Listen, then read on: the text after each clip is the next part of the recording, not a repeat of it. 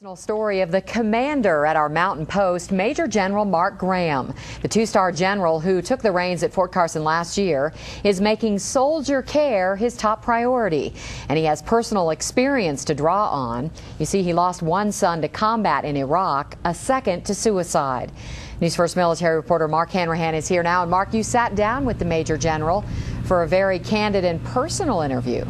That's right, Lisa. We sat down with him during what little free time he has. Aside from just Fort Carson, he also oversees thousands of others as a commander of 1st Army Division West. And if there's ever a story about perseverance that we can all learn from, this is it. Hey, welcome home. Whether he's thanking a group of wounded soldiers Thanks for your service. or presenting an award across post, Major General Mark Graham never leaves an event without saying, I would ask you all to remember each and every day that this is the land of the free because of the brave. And standing before you are some of the bravest in our Army. Thank you.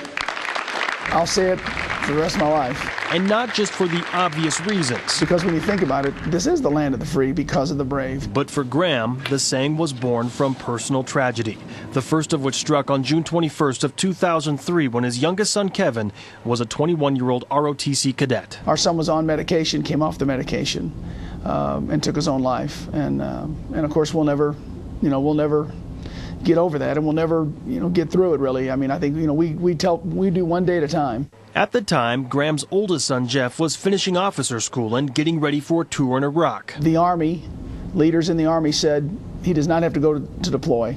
We know the tragedy your family's just had. But Jeff insisted. My son said, no, Dad, I've got to go. And in February of 2004, tragedy struck again, this time in the form of an improvised explosive device. As they started walking up towards the bridge, he noticed something on the guardrail that didn't look right. So he stopped the platoon, and as he stopped the platoon, he turned and was making a radio call to his company commander to report something irregular on the guardrail, and they detonated the IED by cell phone. Both my sons died fighting different battles. Graham considered retiring, but decided the best way to honor his sons was to stay and serve, albeit with a new outlook. Hey, how you guys doing? Since taking over as Fort Carson's commander, he's made soldier care a top priority, always urging them to get help. Many soldiers we have wounds you can see, but there are many soldiers who have wounds you cannot see.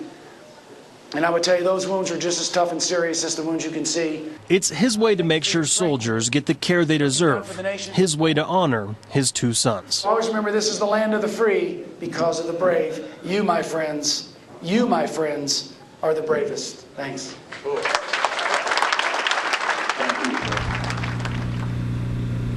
Now, Major General Graham and his wife Carol are now very active in the suicide prevention community. His wife Carol actually sits on the board of the Suicide Prevention Action Network. And as far as his plans, Lisa, his tenure here at Fort Carson as commander, that is expected to end in the fall of 2009. After that, he says he's not sure if he'll retire or continue to serve. Back to you. Boy, what an incredible person, a true inspiration. Thanks, Mark.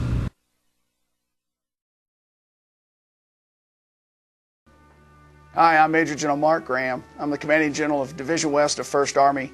I'm also the Commanding General of Fort Carson, Colorado. I want to talk to you this morning a little bit about suicide and how we help save soldiers' lives. We've lost too many soldiers to suicide, and we just got to stop it. We've got to get them help. So I would ask you to think about it. Be careful. Be smart. Leaders, be compassionate. All the way down to the youngest sergeant. Know your soldiers and know that it's okay to get help for prevention for suicide. It's okay to go to behavioral health. It's a sign of strength, not weakness, to get help. If a soldier says he's having some troubles, believe him. Believe him or her. I will tell you, they're not making this up.